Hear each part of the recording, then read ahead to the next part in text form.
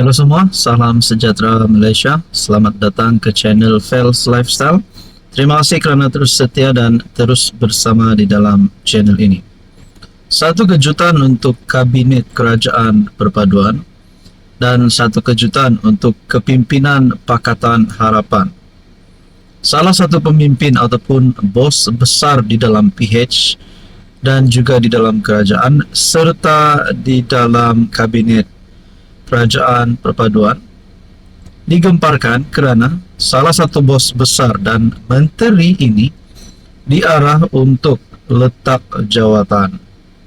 Saudara-saudara, adakah di dalam Kabinet Anwar Ibrahim hari ini, kalau ada menteri yang tidak melakukan kerja, tidak buat kerja dengan baik, adakah mereka akan dipecat?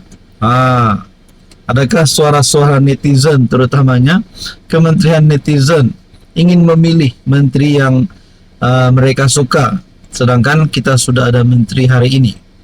Saudara-saudara, dalam satu artikel yang saya lihat melalui Malaysia Kini, Mat Sabu kena letak jawatan menteri jika demo dihalang, kata Hanifah.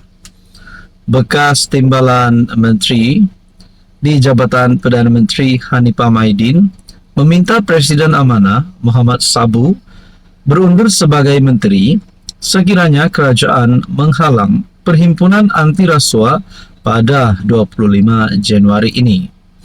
Menurut Hanifah, dia telah menghabiskan sebahagian besar hidupnya sebagai peguam mewakili Muhammad yang pernah terlibat dalam siri-siri Perhimpunan Aman sebelum ini. Justru katanya, adalah wajar bagi Muhammad meletakkan jawatan sebagai Menteri Pertanian dan Keterjaminan Makanan sekiranya Perhimpunan Anjuran Bersih dan Suaram itu dihalang. Saya menghabiskan sebahagian besar hidup saya sebagai peguam bela mewakilinya, terutamanya dalam kes yang melibatkan hak untuk berhimpun secara aman. Kadang-kadang saya sendiri ditangkap kerana mempertahankan haknya, katanya kepada Malaysia Kini. Terdahulu dalam satu catatan di media, Hanifah berkata ada suara-suara nakal mencadangkan nama PH Pakatan Harapan ditukar kepada Putus Harapan. Jangan risau, ia tetap disebut PH, katanya, yang merupakan timbalan menteri ketika pentadbiran PH pada 2018 hingga 2020. Jadi saudara-saudara, adakah apa-apa cubaan untuk menghalang demo perhimpunan akan memberikan kesan yang buruk kepada kerajaan? Dan adakah ini berita yang buruk untuk Anwar? Kerana dikatakan sini nama Pakatan Harapan diganti kepada Putus Harapan pula. Tapi sebenarnya Anwar Ibrahim tetap menang kerana PH.BN tetap menjadi kerajaan hari ini. Apa komen anda?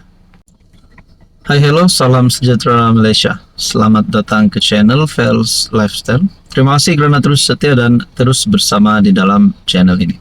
Saudara-saudara yang saya amat hormati, berkaitan dengan banyaklah kes yang kita hampir setiap hari lihat di media sosial, bahkan kawan-kawan pun bercakap tentang kes Najib Razak. Terutamanya sebelum ini berkaitan dengan Titah Addendum.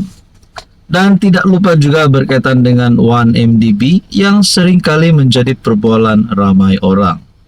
Tuan-tuan dan puan, yang terkini berkaitan dengan skandal 1MDB, rupanya ada satu keputusan tergempar daripada SPRM dan juga FBI. Keputusan tergempar melibatkan dana RM 90 juta.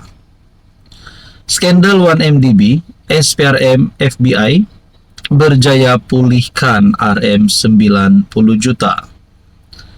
Kerjasama erat antara Suruhanjaya Pencegahan Rasuah Malaysia bersama Biro Penyiasatan Persekutuan ataupun FBI dan Kehakiman Amerika Syarikat DOJ berjaya memulihkan wang sebanyak USD 20 juta bersamaan dengan ringgit Malaysia 90 juta berhubung dana 1MDB.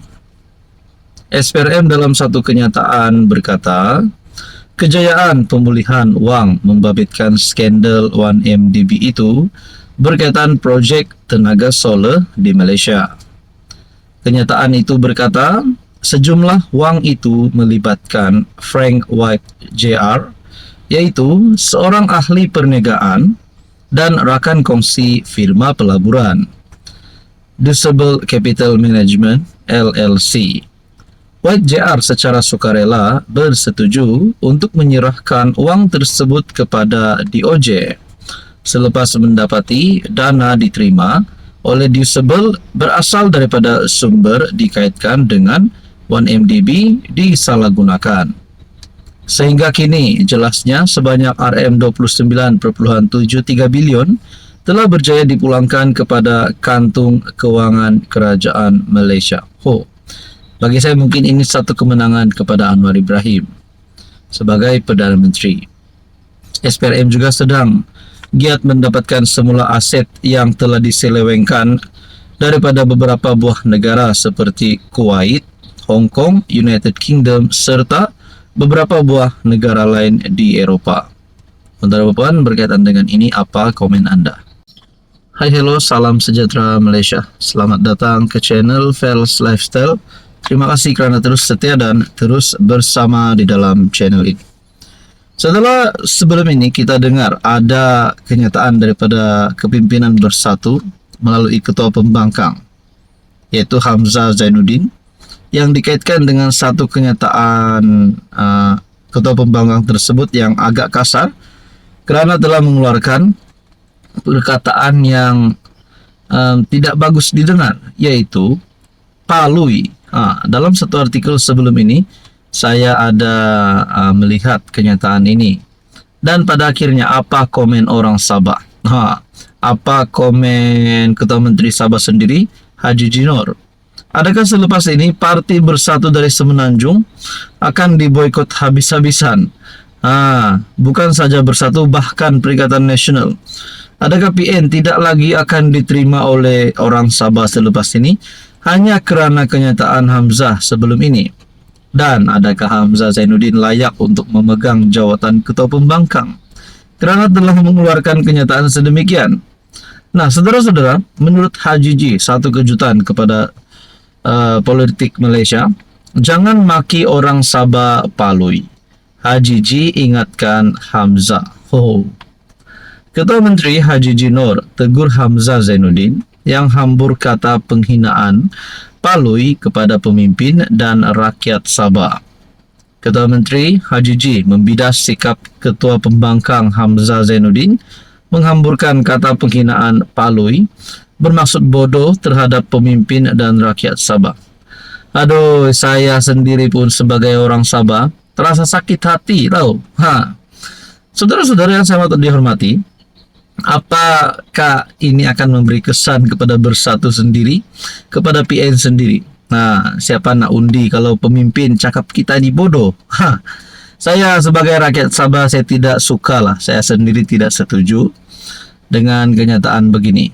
Kenapa? Kami ni hina sangat kah?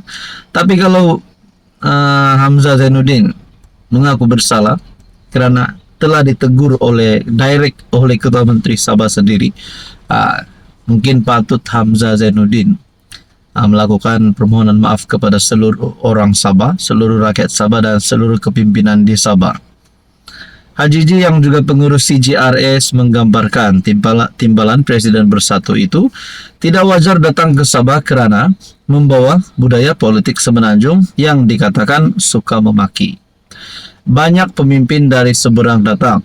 Saya beritahu mereka, kalau datang mesti sopan. Jangan bawa perangai dari sana ke Sabah yang harmoni dan aman damai. Saya mahu beritahu Hamzah, jangan hina orang Sabah, jangan hina pemimpin Sabah. Menurut berita harian dalam satu majlis di Keningau. Tuan-tuan dan puan, apa komen Anda?